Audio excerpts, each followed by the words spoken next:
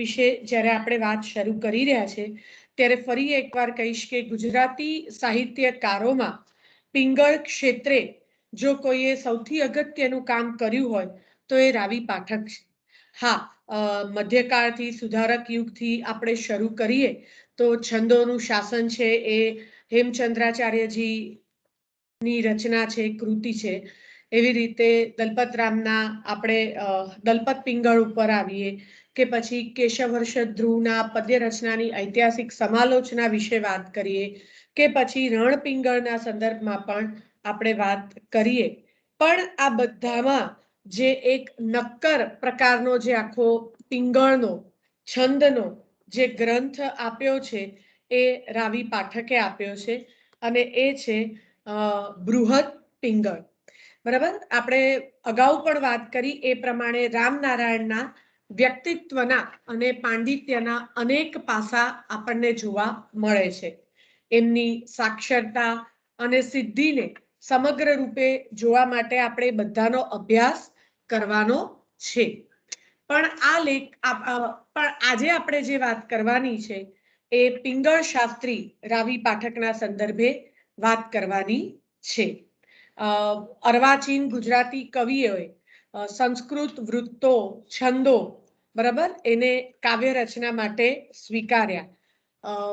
દલપતરામે માત્રામેય છંદોનો ઘણો એવો પ્રયોગ કર્યો. મધ્યકાળમાં પણ માત્રામેય છંદોનો ઘણો બધો પ્રયોગ થયો છે.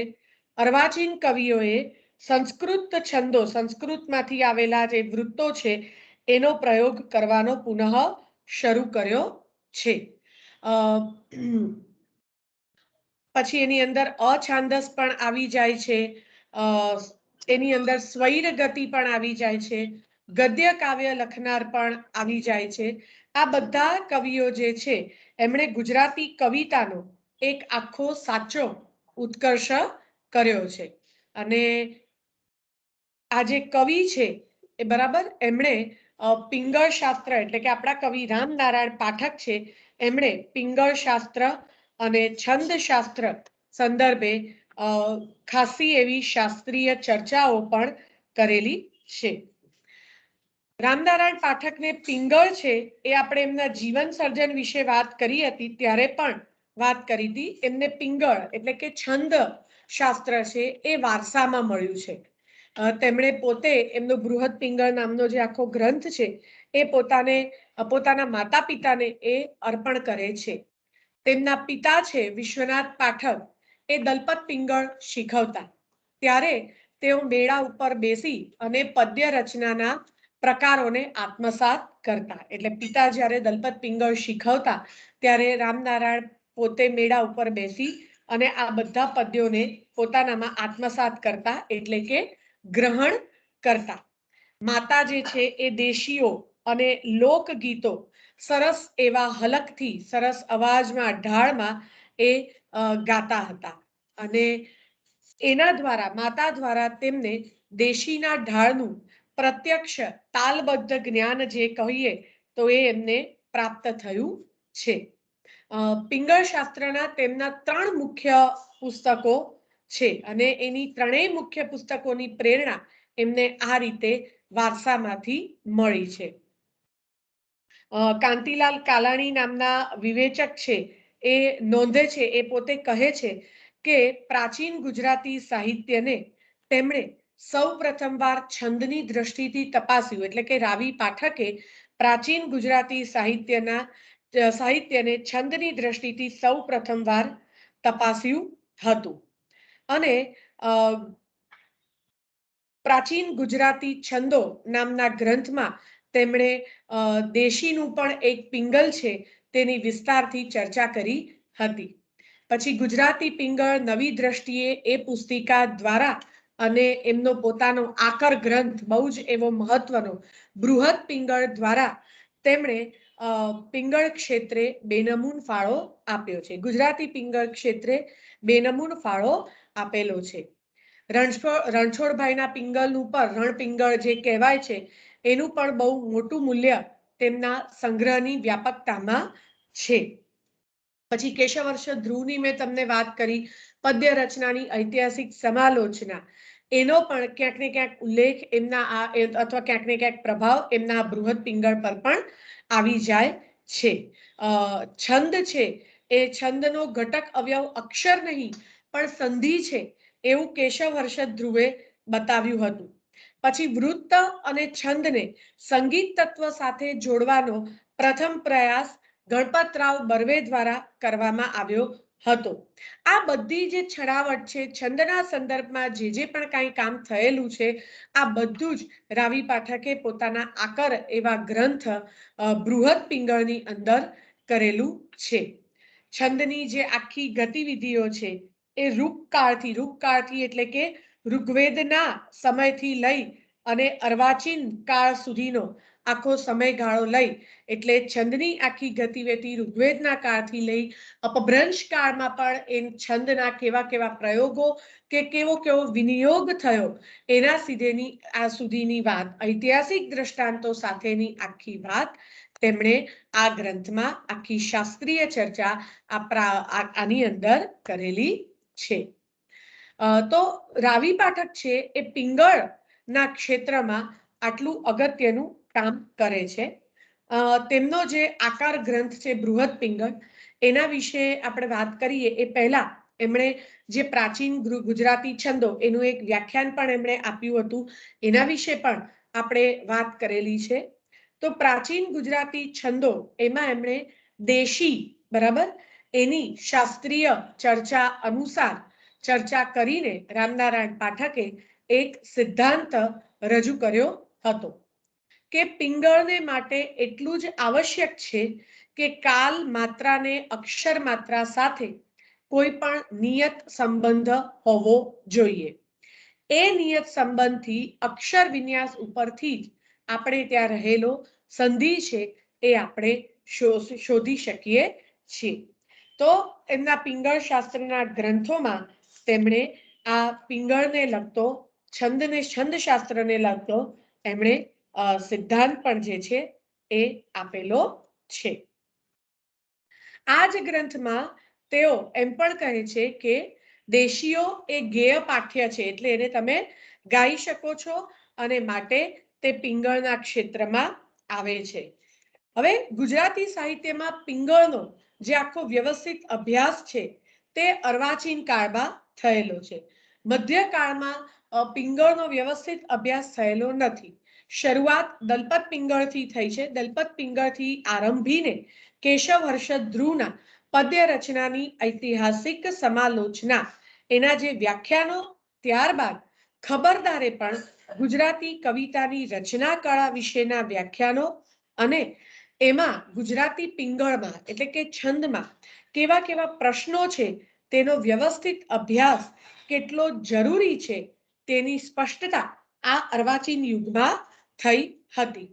અને રામનારાયણ પાઠક વિશે આપણે વાત કરીએ તો એમણે પછી પોતાના અર્વાચીન કાવ્ય સાહિત્યના વહેણો એ જે વ્યાખ્યાનમાળા હતી એના અંતર્ગત પિંગળ વિશેની એમની જે આખી શાસ્ત્રીય વિચારધારા છે એને રજૂ કરી છે.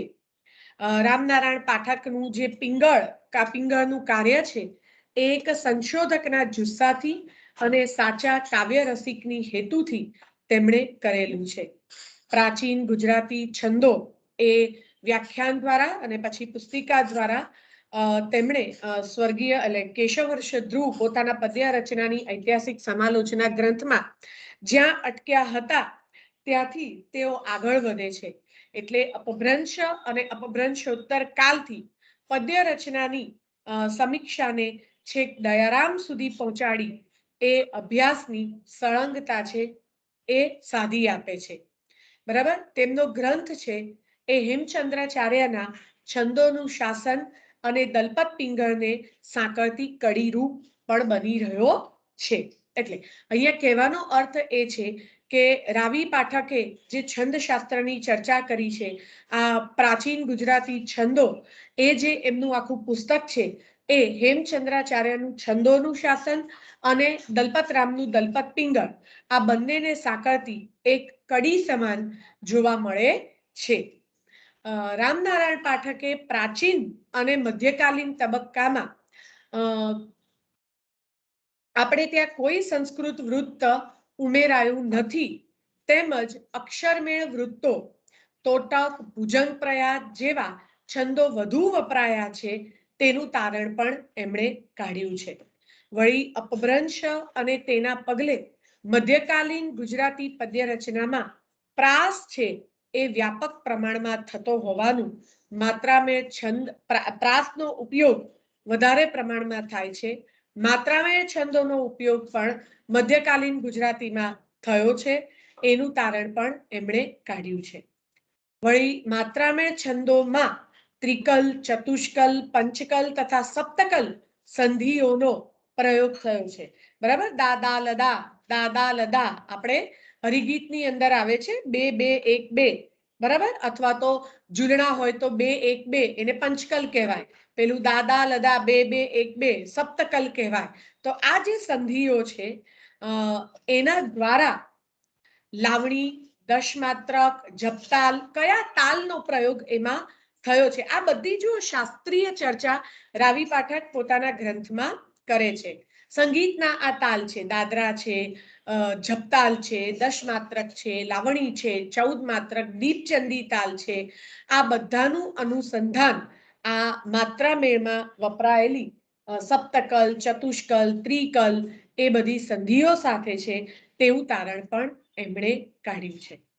પછી આપણે જાણીએ છીએ કે છંદમાં યતિ વપરાય છે.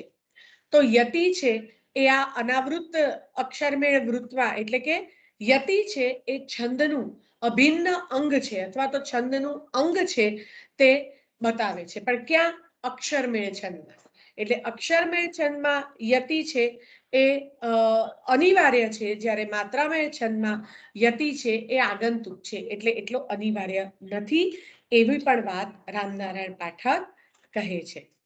તો એમનો જે આ મત છે કે માત્રામેળ છંદમાં યતિ છે એ આગંતુક છે અને અક્ષરમેળ છંદમાં યતિ છે એ અનિવાર્ય છે, એના મતને હરિવલ્લભ ભાયાણી ઘણો નબળો ગણાવે છે. પણ રામનારાયણ પાઠકે આ રીતે પોતાનો મત જે છે એ આપેલો છે. પછી એમણે ગુજરાતી દેશીઓને પિંગળબદ્ધ કરવામાં અને એનું શાસ્ત્રીય ભૂમિકાએ અન્વેષણ કરવાનો જે સમર્થ પ્રયાસ કર્યો છે તે ગુજરાતી પિંગળના ઇતિહાસમાં સીમા સૂચક સ્તંભ તરીકે ઓળખાય છે.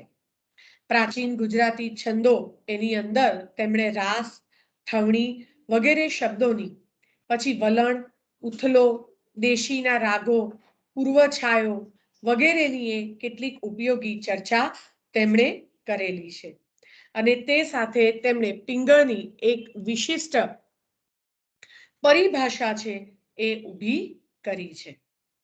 હવે એટલે પ્રાચીન ગુજરાતી છંદો છે એમાં ખાસ કરીને એમણે હેમચંદ્રાચાર્યના છંદાનુશાસન અને દલપત પિંગળ એ બંનેને સાંકળથી કડી છે એમનો આ પ્રાચીન ગુજરાતી છંદો, જેમાં એમણે દેશી વિશે વાત કરી છે, ઢાળ વિશે વાત કરી છે, માત્રામેળ છંદના યતિ, અક્ષરમેળ છંદના યતિ વિશે વાત કરી છે, ત્રિકલ, સપ્તકલ, ચતુષ્કલ જેવી સંધિઓના સંદર્ભમાં વાત કરી છે. એનું અનુસંધાન દાદરા, લવણી, જપતાલ, દશમાત્રક જેવા તાલ સાથે પણ એનું અનુસંધાન છે એવો પણ મત એમણે અહીંયા આગળ રજૂ કર્યો છે. વળી રાસ છે, ઠવણી છે, બરાબર, આ બધા શબ્દો તમે જુઓ જેમ આખ્યાનમાં કડવા થાય એમ રાસની અંદર જે ભાગ પડે, ખંડ પડે એ ઠવણી હોય છે, બરાબર. તો એ રાસ, ઠવણી જેવા શબ્દોનો પ્રયોગ, વલણ, ઉથલો, દેશીના રાગો, આ બધા વિશે તેમણે વિગતે ચર્ચા કરી છે. એટલે ગુજરાતી પિંગળના ઇતિહાસમાં તેમણે સીમા સૂચક કાર્ય આ રીતે પણ કર્યું છે. 1951માં મહારાજા સયાજીરાવ ત્રીજા સુવર્ણ મહોત્સવ સ્મારક આખ્યાનમાળાના ઉપક્રમે આપેલા પિંગળ વિષયક 3 વ્યાખ્યાનો, પ્રાચીન પિંગળ નવી દ્રષ્ટિએ માં એમણે અક્ષરમેળ વૃત્તો, માત્રામેળ વૃત્તો અથવા જાતિ છંદો અને પદ અથવા દેશી આ ત્રણેયની ચર્ચા કરેલી છે. એટલે પિંગળ વિષયક 3 વ્યાખ્યાનો હતા, બરાબર. જે પ્રાચીન પિંગળ નવી દ્રષ્ટિએ એની અંદર તેમણે અક્ષરમેળ વૃત્તો, માત્રામેળ વૃત્તો, જાતિ છંદો, પદ અથવા દેશીની વિસ્તૃતથી ચર્ચા કરી છે. અને આ ચર્ચા પછી આગળથી તેમનો જે મહત્વનો આખો ગ્રંથ છે બૃહદ પિંગળ, એની અંદર પણ આવે છે. તેઓ સંસ્કૃત વૃત્તો અને જાતિ છંદોની અલગ પરિભાષા હોય તેને ઇષ્ટ લેખે છે, એટલે યોગ્ય લખે છે કે સંસ્કૃત વૃત્તો અને જાતિ છંદો બંને અલગ છે, બંનેની પરિભાષા વ્યાખ્યા અલગ છે, તેવો એક મત પણ રજૂ કરે છે. પછી અક્ષરમેળ વૃત્તોમાં શ્લોકાર્ધ સિવાયની બધી યતિઓ, એટલે કે શ્લોકના અડધા વચ્ચે આવે એના સિવાય જેટલી યતિઓ, યતિ એટલે શું, આપણે જ્યારે છંદમાં કાવ્ય ગાઈએ કે પઠન કરીએ ત્યારે ક્યાંક ને ક્યાંક અટકીએ છીએ, તો આ અટક સ્થાનને, વિરામ સ્થાનને યતિ તરીકે ઓળખવામાં આવે છે. તો રાવી પાઠકે એવો એક મત રજૂ કર્યો છે કે અક્ષરમેળ વૃત્તોમાં, એટલે કે અક્ષરમેળ છંદોની અંદર શ્લોકાર્ધ એટલે શ્લોકના મધ્ય ભાગમાં જે યતિ આવે છે, અટક સ્થાન આવે છે, એના સિવાયના બધા યતિ મોટા ભાગે નહીં જેવા ઉચ્ચારણ, એટલે કે વ્યવસ્થિત અટકવાનું નથી આવતું, સ્લાઇડ થોડા અટકીને આપણે આગળ વધી જઈએ એવી રીતે આવે છે, એવો પણ એમનો એક મત છે. પછી આ જ છંદોની વિસ્તૃત ચર્ચા તેઓ કહે છે કે સંસ્કૃત વૃત્તોમાં યતિ પૂર્વે, એટલે કે અટક સ્થાન પહેલા ગુરુ હોવાનું પણ તેઓ તારવે છે. એટલે કે છંદમાં દાખલા તરીકે તમે જુઓ કે જ્યાં તમે અટક સ્થાન હોય એનો આગળનો અક્ષર લઘુ હોય તો પણ ગુરુ બની જાય. કલાપીની બહુ જાણીતી પંક્તિ છે, ઉગે છે સુરખી ભરી રવિ મૃદુ, હેમંતનો પૂર્વમાં ગુરુ છે નભ સ્વચ્છ સ્વચ્છ દિસતી, એકે નથી વાદળી. તો રવિ મૃદુ, તો મૃદુમાં દુ છે એ ખરેખર રસ્વ છે, ટેકનિકલી એ લઘુ થવો જોઈએ, પણ કારણ કે ત્યાં 12મા સ્થાને યતિ આવે છે, બરાબર, એટલે લઘુનો પણ ગુરુ બની જાય છે. એટલે રાવી પાઠકે આ પ્રકારનું એક એમનું નિરીક્ષણ પણ રજૂ કર્યું છે કે સંસ્કૃત વૃત્તોમાં યતિની પહેલા હંમેશા ગુરુ આવે છે, એવું પણ એમનું કહેવું છે. તો છંદ સંદર્ભે એમના જે આ વિચારો છે, એમના જે નિરીક્ષણો છે, એ બધા એમણે પોતાના આ ગ્રંથોમાં આલેખ્યા છે. પછી તેઓ યતિ ખંડ, એટલે કે દાખલા તરીકે શિખરણી છંદ છે, બરાબર છે, તો અસત્ય માહેથી પ્રભુ પરમ સત્યે તું લઈ જા, કે મંદાક્રાંતા છે એમાં ચોથા અને 10મા અક્ષરે યતિ આવે છે, તો બે જગ્યાએ યતિ આવે એટલે એ પંક્તિના 3 ખંડ પડે, એ યતિ ખંડની અહીંયા આખી વાત છે. તો એને કાવ્યનું જીવંત ઉપાંગ, એટલે અગત્યનું એવું અંગ, જીવંત અંગ તરીકે, અને તેને સ્વતંત્ર રીતે પણ ગોઠવી અને નવો શ્લોક બંધ ગોઠવી શકાય એવો પણ એક મત છે એ આપે છે, બરાબર. અને તેઓ યોગ્ય રીતે જ અક્ષરમેળ વૃત્તો સંધિઓના ન્યાસથી અને સંધિઓ લઘુ ગુરુના ન્યાસ, ન્યાસ એટલે એની ગોઠવણીથી, એટલે કહેવામાં એમ માંગે છે કે જે અક્ષરમેળ વૃત્તો છે એ સંધિઓની ગોઠવણી અને સંધિઓ છે એ લઘુ ગુરુની ગોઠવણીથી થાય છે, બરાબર ને. દાખલા તરીકે અક્ષરમેળ વૃત્તોમાં આપણે યમન સભ લગા શિખરણી છંદનું બંધારણ છે, તો એ લઘુ ગુરુની જે ગોઠવણી આખી હોય કે લઘુ લઘુ ગુરુ કે ગુરુ ગુરુ લઘુ કે ગુરુ લઘુ ગુરુ, ગમે તે રીતે દરેક છંદનું પોતાની એક અલગ બંધારણ હોય છે, એક અલગ ગોઠવણી હોય છે. તો એ લઘુ ગુરુની ગોઠવણીથી સંધિ છે એ થાય છે, અને સંધિની ગોઠવણીથી અક્ષરમેળ વૃત્તો બને છે, એવું એમનું એક નિરીક્ષણ છે.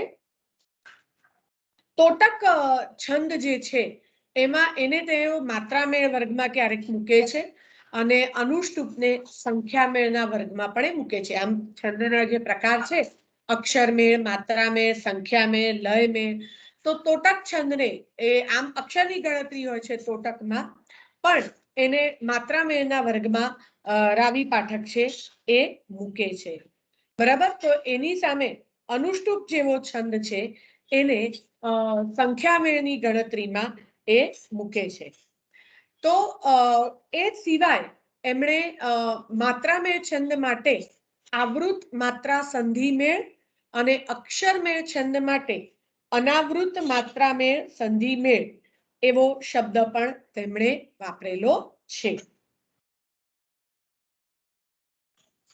તોટકમાં સામાન્ય રીતે છે ને 12 અક્ષર આપણને જોવા મળે અને સ સ સ સ એવી રીતે 12 હોય. તો પણ છતાં એને અક્ષરમેળમાં ગણવાની જગ્યાએ માત્રામેળના ઝોનરમાં રાવી પાઠક મૂકે છે. જ્યારે અનુષ્ટુપમાં 16 અક્ષર હોય છે, 8 અક્ષરના 4 ચરણ અને એમાં 5મો 6ઠ્ઠો ને 7મો લઘુગુરુનું બંધારણ આપણને જોવા મળે છે. પણ રાવી પાઠક એને સંખ્યામેળના વિભાગમાં મૂકે છે. તો મનર છે, ઘનાક્ષરી છે, એ બધા પણ સંખ્યામેળ છંદો છે અને એમાં તે જાતિ છંદના પણ કેટલાક લક્ષણો જુએ છે. અને એને માટે કરીને તે અક્ષરમેળ છંદ માટે અનાવૃત અક્ષરમેળ, અક્ષર સંધિ મેળ અને માત્રામેળ છંદ માટે આવૃત માત્રા સંધિ મેળ જેવા શાસ્ત્રીય નામો પણ આપે છે. બરાબર. તો આવી બધી જે ચર્ચા છે એ રાવી પાઠકના આ ગ્રંથમાં આપણને જોવા મળે છે. પ્રમાણમાં થોડુંક યાદ રાખવું અઘરું છે, પણ યાદ રાખવું જરૂરી પણ છે, કારણ કે પિંગળ ક્ષેત્રે તેમનું કામ બહુ અગત્યનું છે. બરાબર. એમણે બહુ અગત્યનું કામ કરેલું છે, એટલે તમને ટૂંકનોંધ તરીકે કે મોટા પ્રશ્નો તરીકે કે ટૂંકામાં પણ ક્યાંક ને ક્યાંક એ દેખા દે એવું બનતું હોય છે. બરાબર. બીજી એક ચર્ચા પણ એમણે કરી છે, કેટલાક જે ચતુષ્કલ છંદો છે એમાં જ ગણની ઉપસ્થિતિ શા માટે જ ગણ હોય છે, તો એની ઉપસ્થિતિ શા માટે હોય છે, શા માટે નથી હોતી, એ બધા કારણોની પણ તેમણે ઊંડી ચર્ચા કરી છે. પછી પિંગળના છંદોના સંગીત સાથેના સંબંધની, દેશીમાં આવતા તાનપૂરકોની, ધ્રુવ પંક્તિ એટલે ગીતની અંદર કે ગમે કાવ્યની અંદર એક પંક્તિ પુનરાવર્તન પામ્યા કરે. બરાબર. તો એ ધ્રુવ પંક્તિઓની પણ રસપ્રદ ચર્ચા તેમણે કરી છે. તો પોતાના વ્યાખ્યાનોમાં, પોતાના પ્રાચીન ગુજરાતી છંદો પુસ્તકમાં આ બધે છંદની આવી વિગતે ચર્ચા કરી છે. આ સાથે રાવી પાઠકનો એવો એક આકર ગ્રંથ છે, મોટો એવો, અને એમનું છંદ ક્ષેત્રનું બહુ નામના પામેલું પુસ્તક છે. અને કદાચ મારો અંગત અભિપ્રાય એવો છે કે સમગ્ર ગુજરાતી સાહિત્યમાં છંદની આટલી વિશદ અને ઝીણવટભરી ચર્ચા અને આટલી વિગતે ચર્ચા રાવી પાઠક સિવાય કોઈએ નથી કરી એવો આ જે ગ્રંથ છે એ છે બૃહદ પિંગળ. હવે થોડીક વાત આપણે એના વિશે કરવાની છે. તમને ઘણી વખત 3-4 માર્કનો મુદ્દો હોય તો એમાં ખાલી એકલું બૃહદ પિંગળ એવી રીતે પણ તમને પૂછાઈ શકે.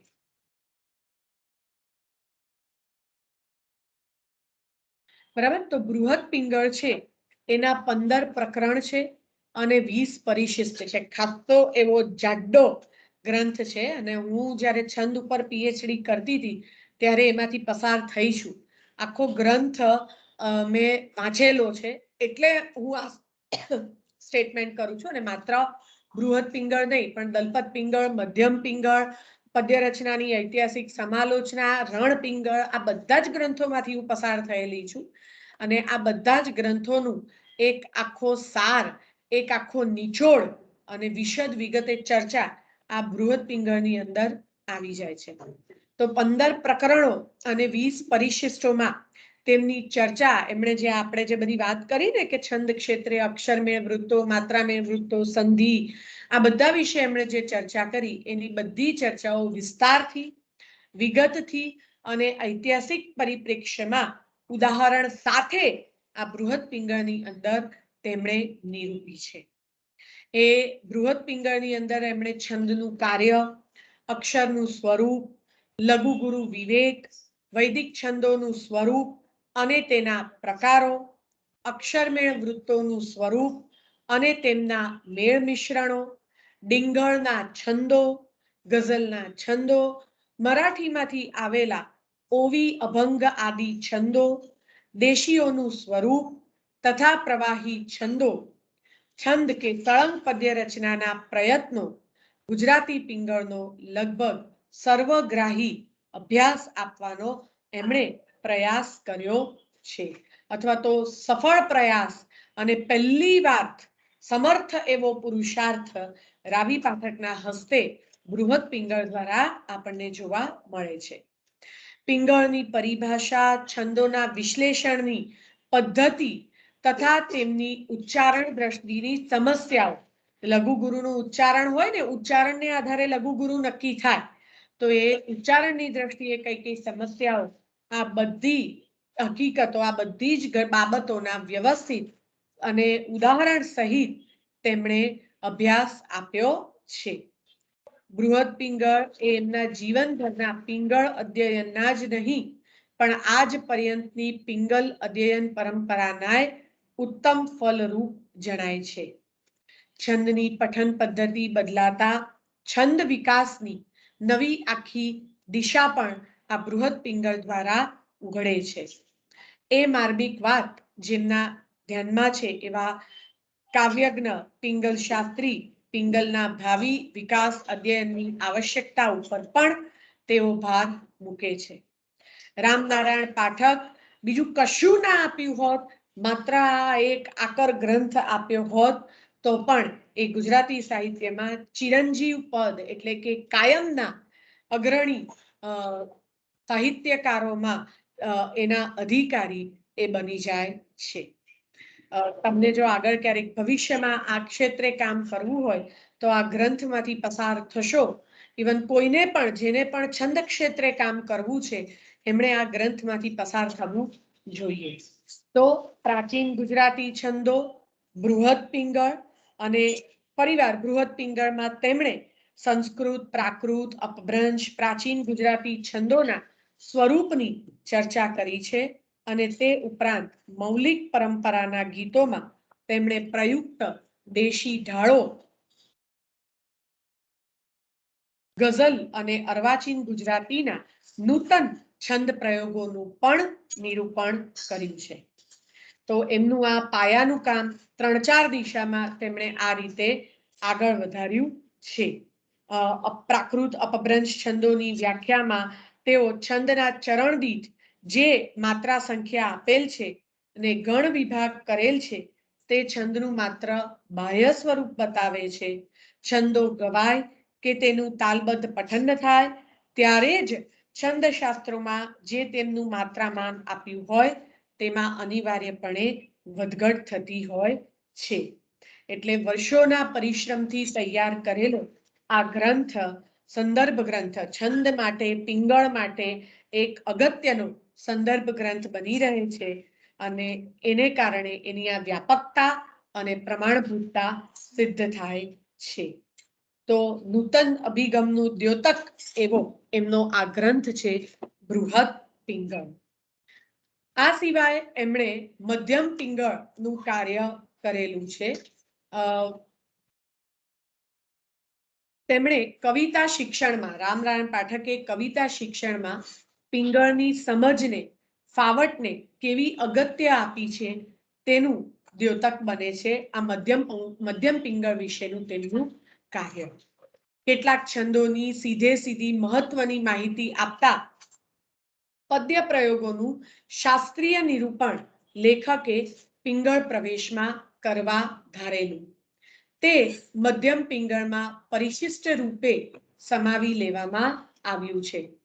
એમાં હકીકતલક્ષી શૈલીથી સરળપણે છંદોનો શાસ્ત્રીય પરિચય રસિક રીતે તે છંદોમાં આપવામાં આવ્યો છે. બરાબર. તો રાવી પાઠકને પિંગળનો જે અભ્યાસ છે એ આરંભથી જ અતિ પ્રિય રહ્યો છે. અર્વાચીન ગુજરાતી કાવ્ય વિશે ગુજરાત વિદ્યાસભા તરફથી ઈસવીસન 1933માં જ્યારે તેઓ વ્યાખ્યાનો આપતા તેમણે પિંગળ દેહના ફેરફારો અને એ માટેના ઐતિહાસિક બલોને અવલોકતા પદ્યના સિદ્ધ થતા જતા નવા રૂપો, વૃત્તોનો વિસ્તાર અને એના મિશ્રણથી સર્જાતી વૈચિત્ર્યમય રચના તરેહો, હવે આવા શબ્દો આપણે થોડાક યાદ રાખવા પડશે કારણ કે આપણે પિંગળ શાસ્ત્રી તરીકે રાવી પાઠકનું વિવેચન કરીએ છીએ. બરાબર, એમનું મૂલ્યાંકન કરી રહ્યા છે એટલે આ પ્રકારના શબ્દોનો પ્રયોગ પણ આપણે થોડો કરવો પડશે કારણ કે એમણે વાપરેલા છે એ શબ્દોના ઉપયોગ આપણે કરીએ છીએ. અને પછી મુંબઈ યુનિવર્સિટીને આશ્રયે થયેલા ઠક્કર વસંતજી વ્યાખ્યાનો જે 1936માં તેમણે પદ્ય રચનામાં થયેલા ફેરફારો અને એના કારણો, છંદો મેળના બાહ્ય રૂપોના યથાકામ ત્યાગથી કવિતાના અંતઃસ્વરૂપ ઉપર થયેલી અસર, સંસ્કૃત સાહિત્યના પરિચયથી પિંગલ ક્ષેત્રે થયેલા નવા પ્રયોગો વગેરે વિશે તેમણે પોતાના નિરીક્ષણો જે છે એ આપ્યા છે. એટલે પ્રાચીન ગુજરાતી છંદો, બૃહદ પિંગળ અને મધ્યમ પિંગળ એ રાવી પાઠકનું પિંગળ ક્ષેત્રે સૌથી અગત્યનું યોગદાન છે. આમ તો બે ઉત્તમ ગ્રંથો એમણે આપ્યા છે, જેમાં 1948માં પ્રાચીન ગુજરાતી છંદો, જેમાં પ્રાચીન ગુજરાતી છંદોનું ઐતિહાસિક સમાલોચના રૂપે પ્રથમવાર અધ્યયન કરવામાં આવ્યું છે. અને 1955માં એમનો જે ગ્રંથ છે બૃહદ પિંગળ, એનું મરણોત્તર પ્રકાશન થયું હતું. એ બંનેની વચ્ચે 1951માં તેમણે વડોદરામાં 1955માં એમનું મૃત્યુ થયું. પછી આ બૃહદ પિંગળ ગ્રંથ બહાર પડ્યો, એટલે મરણોત્તર ગ્રંથ છે. તો એ બંને વચ્ચેની સમયગાળા એટલે 48માં પ્રાચીન ગુજરાતી છંદો અને 55માં બૃહદ પિંગળ, આ બંનેની વચ્ચે 1951માં એમણે વડોદરામાં અક્ષરમેળ, માત્રામેળ, પદ કે દેશી એ વિશે 3 વ્યાખ્યાનો આપ્યા હતા. અને આ ત્રણેય છંદ પ્રકારો વિશેના એમના મુખ્ય સિદ્ધાંતો, એમના અભ્યાસ તારણો વિદ્વત સભા સમક્ષ અભિપ્રાય અર્થે મૂકવાનું તેમનું પ્રયોજન હતું. એટલે એ વ્યાખ્યાનોમાં પેલા જે બે ગ્રંથો છે પ્રાચીન ગુજરાતી છંદો અને બૃહદ પિંગળ, એમાં જે થયેલા નિરીક્ષણો હતા એ જ એની અંદર રજૂ થયા હતા. અને મધ્યમ પિંગળ જે છે એ એમનું અધૂરું રહેલું પુસ્તક છે અને જે પછી એના પરિશિષ્ટ તરીકે પ્રગટ થયેલું હતું. પિંગળ પ્રવેશ એ વિદ્યાર્થીઓ અને છંદ રસિક વાચકો માટે લખાયેલા. લઘુ પિંગળમાં એમણે પ્રસિદ્ધ કૃતિઓમાંથી ઉદાહરણ આપવાને બદલે એના લક્ષણોને સમાવી લેતા પદ્ય નમૂના જાતે રચેલા છે. તમે વિચાર કરો કે 15 પ્રકરણ, 20 પરિશિષ્ટ અને લગભગ 700 પાનામાં ફેલાયેલો ભારતીય પિંગલ સાહિત્યનો નમૂનેદાર ગ્રંથ એવો બૃહદ પિંગળ અને પ્રાચીન ગુજરાતી છંદો. આ મધ્યમ પિંગળ પછી એ બૃહદ પિંગળના પરિશિષ્ટ તરીકે પાછળથી મૂકવામાં આવ્યું છે. તો આટલું બધું છંદ ક્ષેત્રે તેમણે જે વિગતે અને નોંધપાત્ર કામ કરેલું છે એના વિશે આપણે થોડીક ચર્ચા કરી. બરાબર. મુખ્ય તો એમના આ બે ગ્રંથ આપણે ખાસ યાદ રાખવાના. પ્રાચીન ગુજરાતી છંદો અને બૃહદ પિંગળ. બરાબર. આટલું. અને મધ્યમ પિંગળ વિશે પણ એમણે જે વાત કરી છે મધ્યમ પિંગળના સંદર્ભમાં, તો એના વિશે પણ તમારે વાત કરવાની આવે. તો આટલી વાત મારે થોડીક તમારી સાથે રાવી પાઠકના પિંગળ સાહિત્ય સંદર્ભે કરવાની હતી.